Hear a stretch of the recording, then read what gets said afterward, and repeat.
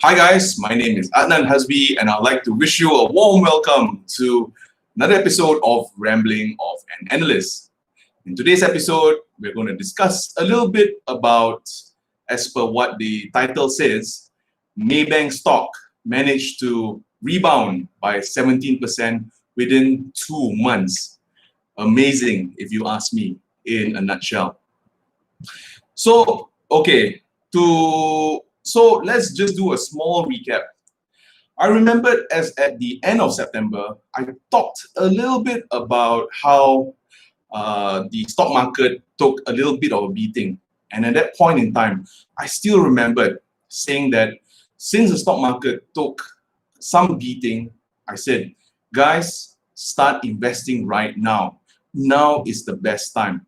Break your investment into 10 small buckets. One of the reasons why I expect the stock market to kind of go down and down and down and down. And that was my advice like 2 months back.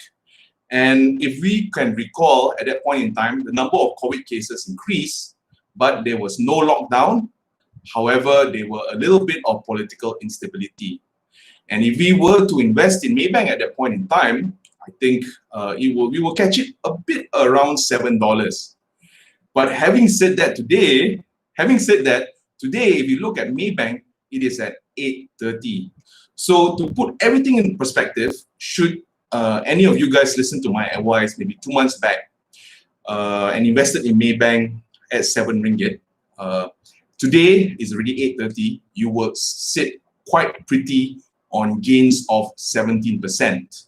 On top of that, Maybank gives dividend yields of about 8%. So yeah, it's really cool and really superb. So the next question is, should one invest in that stock right now, given that it rose? To be very honest with you guys, I expected the stock market to kind of drop a little bit more, but I think one of the reasons why the stock market took a turn is that there was news on certain pharmaceutical companies which they managed to find a cure for the COVID pandemic. So they actually gave a nice rally for a lot of stocks out there. And one of them is also AirAsia. I think it was hovering around the 50-cent region. All of a sudden, it shot up to the 70-cent region. If any of you guys invested in that stock also, you would have made some nice gains. So back to Maybank. Since I think I created this episode, should any of you guys invested in that particular stock at that point in time, I just want to just come out and tell you guys my 2 cents worth of thoughts. And these are it. If we look at the budget for 2021, we will notice a couple of things. When the government tabled the budget, it was not very favorable. I think some components within the government also didn't quite like the budget, and more so the opposition. So there were a lot of very vocal people with regards to the budget, okay? And the 2 major issues for the budgets are as follows. Number 1 is the EPF withdrawal. Some are saying that they want to withdraw as much as 10,000. And at this point in time, the government is allowing people to withdraw 500 ringgit from their account 1.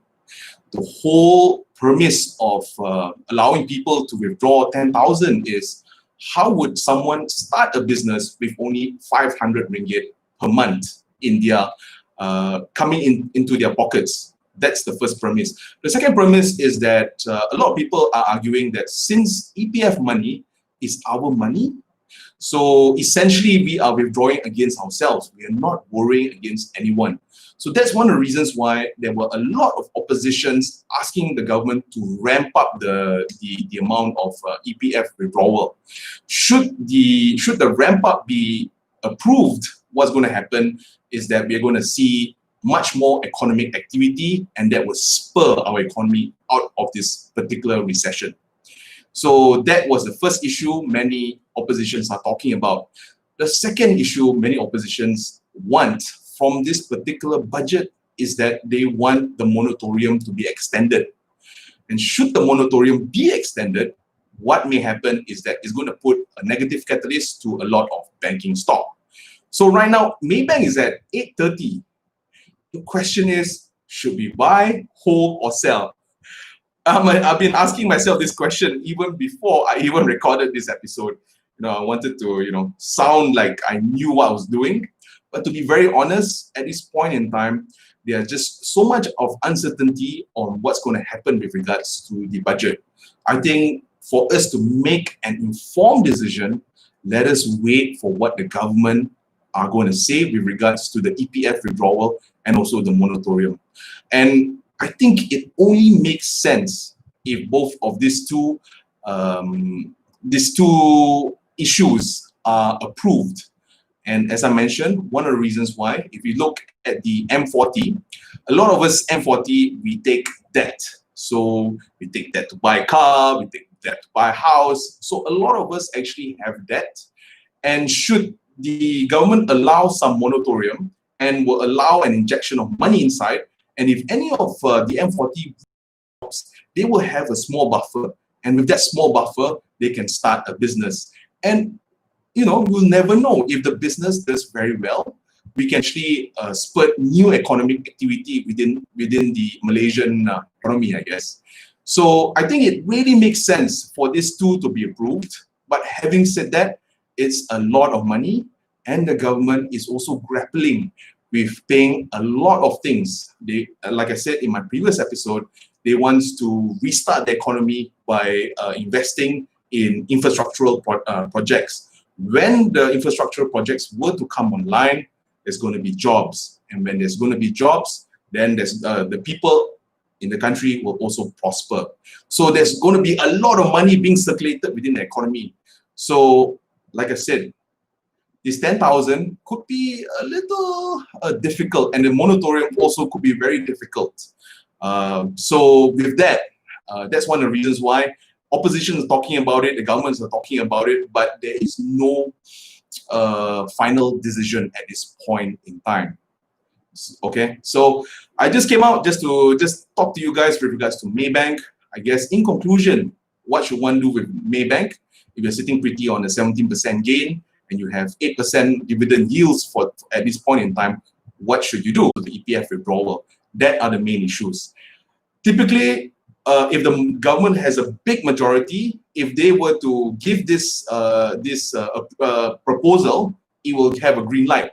But having said that, right now the government has a thin majority, and people within the government are also talking against the budget. So it's a very fine line of what's going to happen in the future. And like I said, political instability sometimes would mean that the market will not know the direction of where things are going and where money is going to be allocated. So, I guess in the end, what should one do? Wait for the final decision, the final outcome. Wait for the moratorium announcement. Okay, guys. Yeah, you can kind of tell I'm a bit nervous today. Thanks, guys, for being the live audience. Just want to say hi to you guys. And also, I want to say hi to the future audiences for this particular channel. And if you like this episode, give me a bunch of thumbs up. If not, consider to subscribe. With that, I hope you guys the best of luck.